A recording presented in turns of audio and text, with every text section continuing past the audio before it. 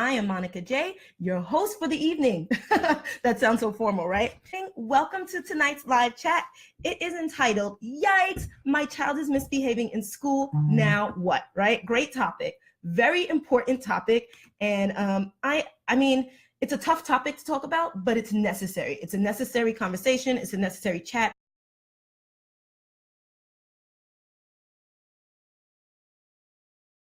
Well, when it comes to school and young children, we all know that behavior problems exist. They happen every day. It's just a part of the game. It's just what happens. When you as a parent drop your children off to school in the morning and you leave them for the day and you go off to work or you go back home or you go to do whatever it is that you do while they're in school, you're hoping and praying that they're going to have a good day, that they're going to actually learn something. And what is that one thing that all parents pray about?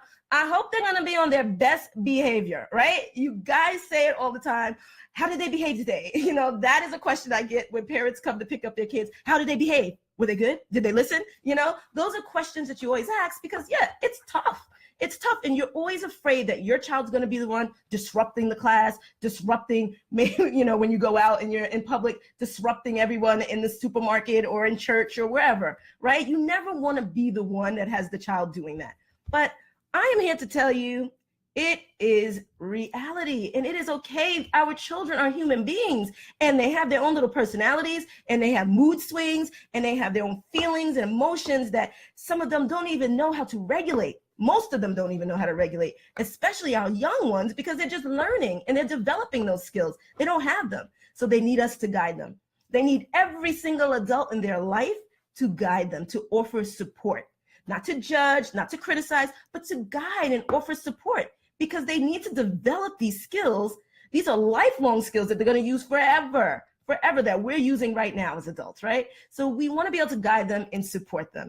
All right, so let's get into it. Let's really, really get into it. So like we said, we know that these behavior problems exist. They happen in school and you dread getting that message or that report that your child misbehaved, right? But if you do, what do? I always remind you to pause. Pause because it allows you to calm yourself, digest the information, and really try to come up with, okay, how am I going to react? What am I going to say next? What is going to be my next move? How am I going to help my child in this situation? You need to pause and take all of that in, and you need to be able to make these decisions, which is problem solving, and really think about it. But you need to be in a clear state of mind, a very calm state of mind in order to do that. So if you're up and you're like this and you're upset and you're angry, you're not calm and you can't clearly think and digest everything that's happening. So I want you to just remember to pause. That's number one. Please pause. Pause, digest everything. Take it all in because it is a lot. And it does definitely, you know, bring up all of those feelings. It definitely does. There's nothing wrong with you. That is normal, right? The second thing I want you to do is to listen. I want you to listen.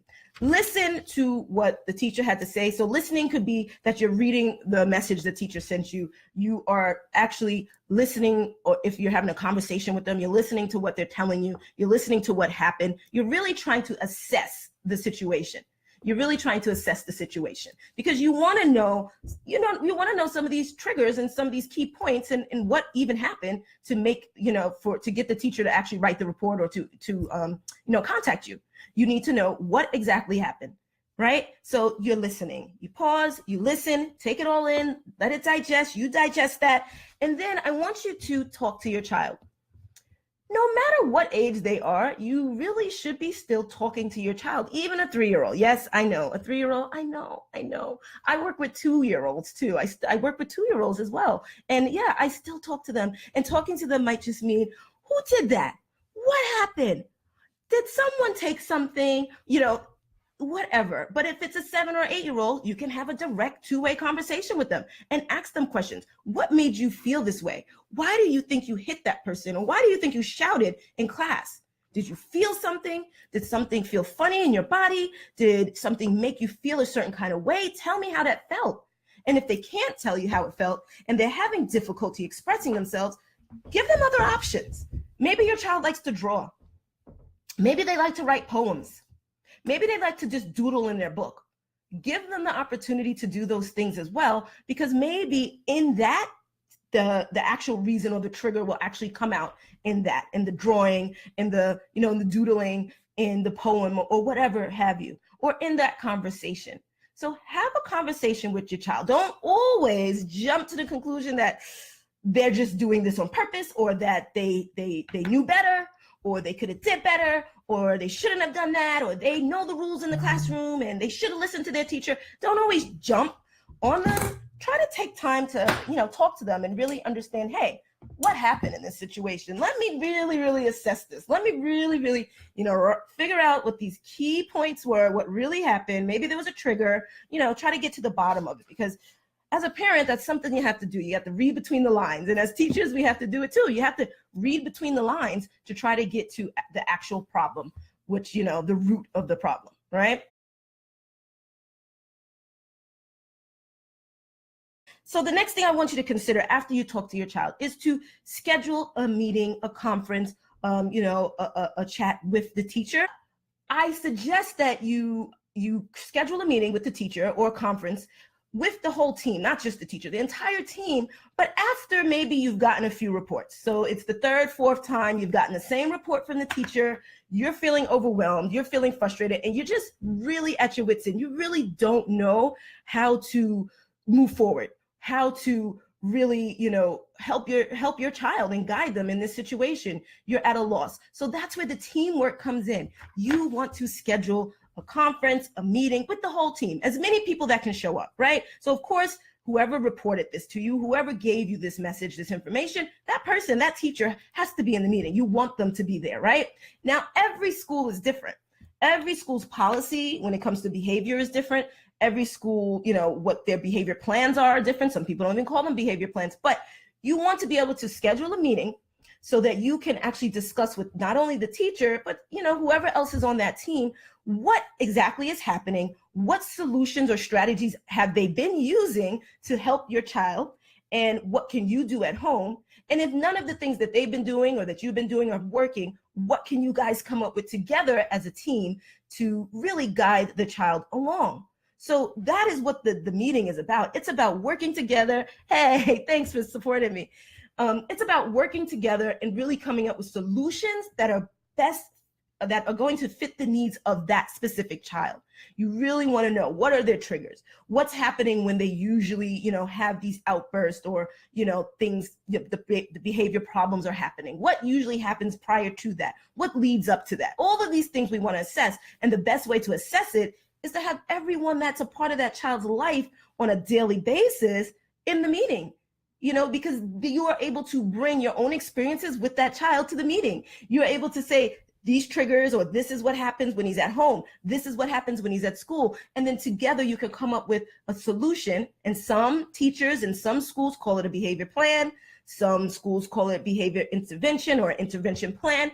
Everyone calls it something a little different. Some don't even want to use the word behavior, and it's okay. Whatever works for you and your school and your child, that is okay.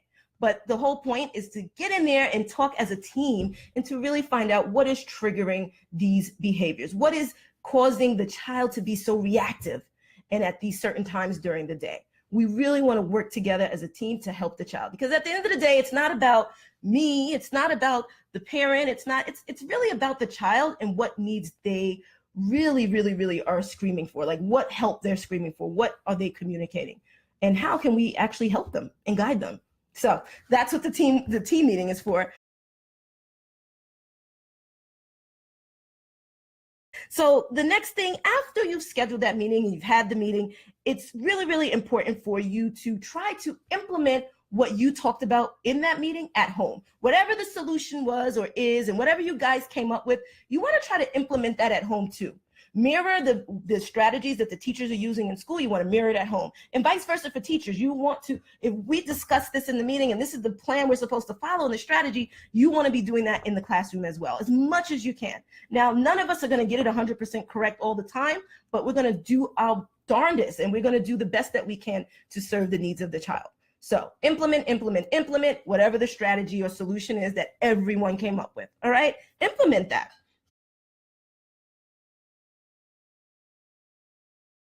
definitely follow up. The next thing is follow up. You don't want to go through all of that, having the meeting, writing all this down and saying, we're going to do this behavior plan and we got this solution and we have this worksheet we're all going to fill out, or this communication book and we're all going to write in it. Whatever the chosen solution was, you want to follow up. Not only do you want to be implementing, but you also want to follow up. So maybe you want to follow up in a week or 2 weeks. Again, you guys have to decide that. You decide that as a team when you're going to follow up. Is it a daily follow-up? Is it a daily report? Is it a weekly report? Is it bi-weekly, monthly? Whatever works for you in that situation and your child and the school, that is okay.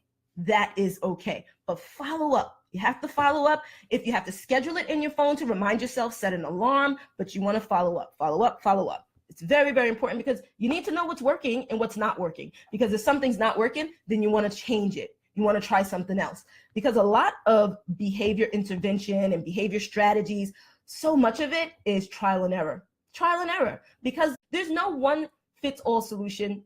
And anything that I share or that another teacher shares or that another professional shares, you have to always customize it to fit the needs of your child. Everything should be customized to fit the needs of the individual child, always.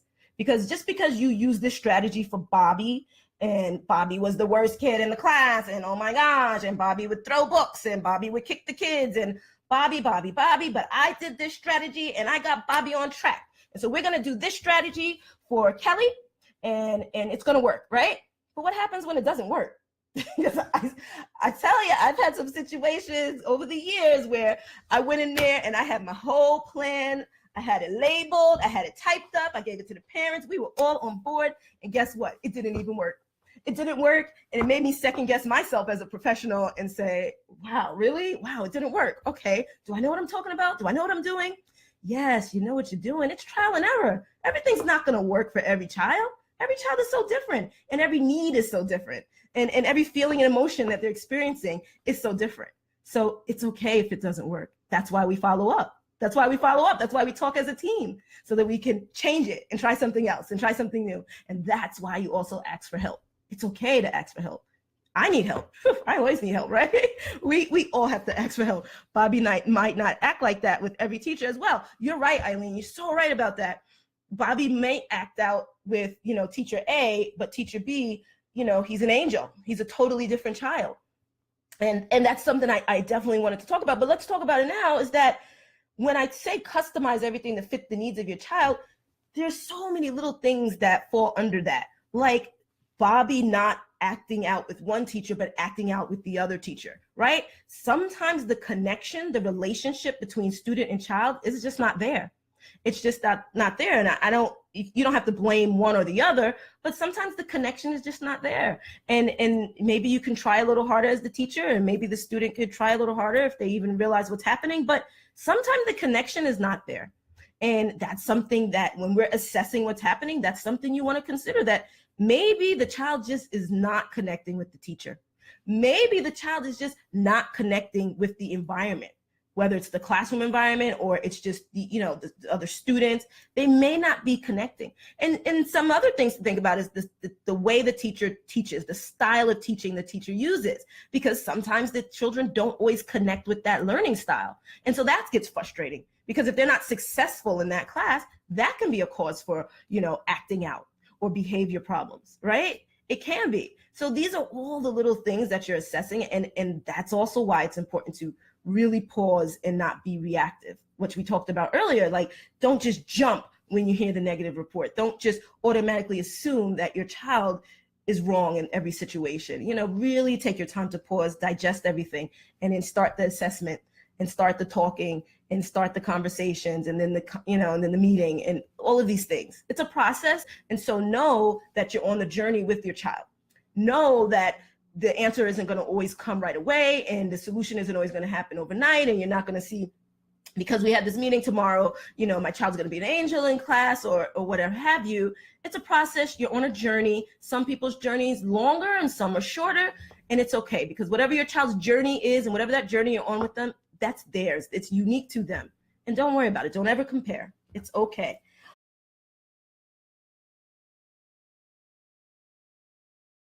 And then I want you to along with the follow-up is revisiting everything that you guys talked about, just revisiting what you discussed in the meeting, the solution, the strategy, revisit all of that. You have to revisit it, meet again, talk about all of the positives, the negatives, what worked, what didn't work, the happy moments, the sad moments, the frustrating moments, talk about all of it, and then start again, and then start all over again, because it is a journey. And now, someone mentioned earlier, Tracy actually mentioned earlier, she asked, well, what about a parent who just, can't do these things, or they're having trouble, being positive in these situations and trying to come up with solutions? I say to that you ask for help. You ask for help, and that's where the meeting comes in, and the conversations with the teachers. But if you're embarrassed or you feel insecure and you don't feel like you can do that, and you can't talk to the teacher, or you can't talk to the administration, then I say you ask a family member to help you, to come with you, or to make the call for you. If there are two parents in the situation and maybe one parent can do it if the other one doesn't feel comfortable. If that's not an option, then you ask a grandmother or grandfather or an aunt or an uncle or anyone else in your life that you're close to, that you trust and that your child trusts, to come with you, or to make that call for you, or to write that letter for you, to push you to the next level. When my students, as a special education listen to me, as a special education teacher, the parents of my students have to go to meetings often. They have their annual meetings they have to go to, and a lot of decisions are made during these meetings. And oftentimes it's very overwhelming, it's scary, and you can feel intimidated because there's all these administrators and they're talking, and there's a lot of jargon, and you don't understand what's going on, and you can be insecure. So I always suggest bringing someone with you to the meeting who can be there as a support system for you, or someone who maybe is not afraid to, speak up a little more or a little more aggressive than you are. Bring your support system. Bring your support system. And if you really don't have any support system, there's no one there, then you're going to have to try to muster up some type of courage to actually talk to the teacher or someone in the school who you feel comfortable with. Because maybe it's not the teacher you feel comfortable with. Maybe you actually feel comfortable with the lunch lady or the janitor or the secretary or the security safety, or there's someone that maybe you talk to in the school that maybe you say hi to every day, and that you feel like you're comfortable with. Talk to them. They can even be a support. They can even be a support to be there to help you, to push you, to actually make the actual connection between you and the teacher, or you and the assistant principal or dean or whoever. Ask for help. That's what it really all boils down to, asking for the help.